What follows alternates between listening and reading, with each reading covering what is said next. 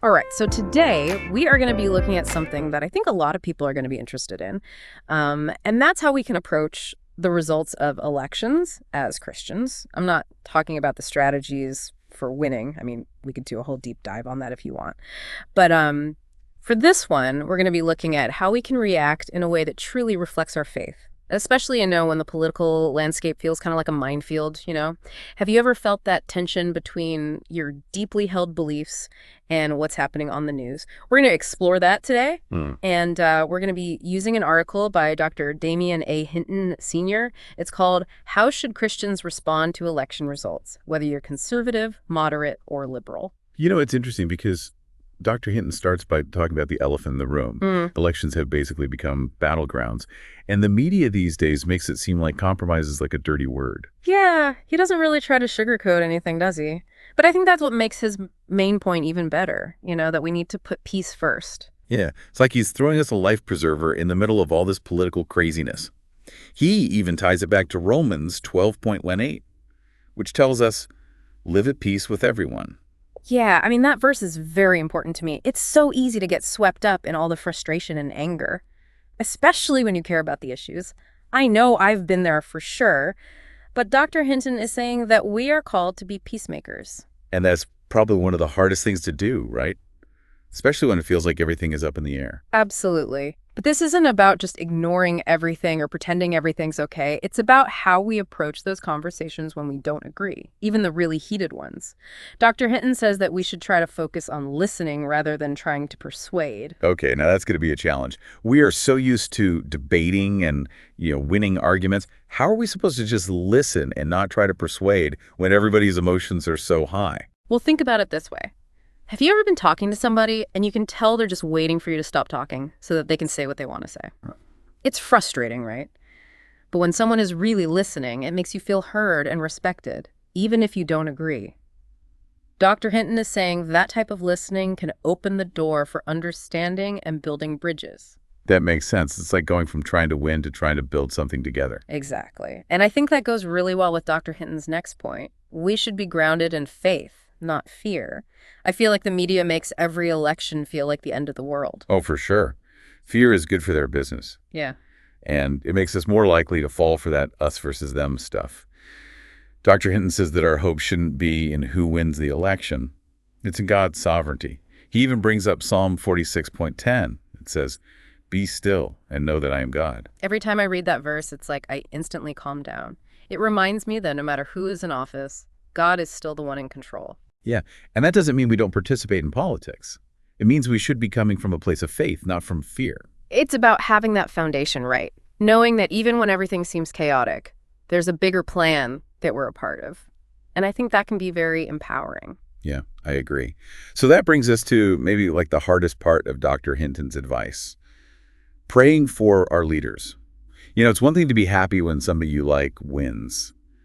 But to pray for the people you don't agree with, that's tough. It does seem kind of backwards, right? Like, why should I pray for somebody who's doing things I don't like or I think are wrong? I could see why you would think that. Mm-hmm. But Dr. Hinton actually points to 1 Timothy 2:1-2. It says that we should be praying for the people in charge.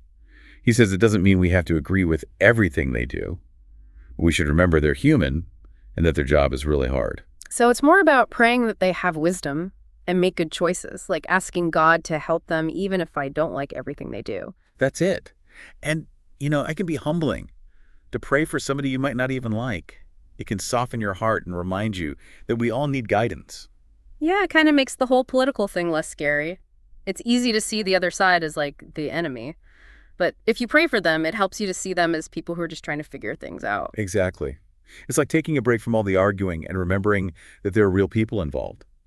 And speaking of that, Dr. Hinton's next point is about promoting unity and kindness, even when things are really divided politically. It's like he wants us to be different than everybody else, to not just stay with people who agree with us, but to go out and talk to the people who see things in a different way. He even uses John 13:34-35, where Jesus says, by this, everyone will know that you are my disciples if you have love for one another, and that love should be bigger than politics. It means remembering that we're all human, even when we don't agree on everything. It's funny because sometimes the little things can make the biggest difference. Like, imagine talking to somebody who just lost an election.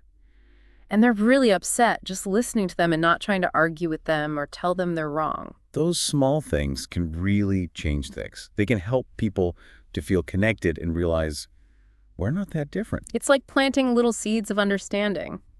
And speaking of planting seeds, Dr. Hinton talks about remembering what's most important for Christians. It's so easy to get caught up in the political stuff that we forget what's really important. Right. He says that it's good to participate in politics, but it shouldn't be our main goal. He even mentions the Great Commission in Matthew 28.1 time, where Jesus tells us to go and make disciples of all nations. It's a good reminder that there's more to life than just politics. It's about remembering that we're part of something bigger, right? Knowing that we belong to something bigger than any government or political party. But what does that actually look like? How can we live that way when the world feels so divided? That's a really good question. And I think that's the main thing Dr. Hinton wants us to understand. It's about letting our faith guide our actions, not letting our political beliefs control our faith. It's about being loving and compassionate in every conversation and trying to build bridges instead of walls.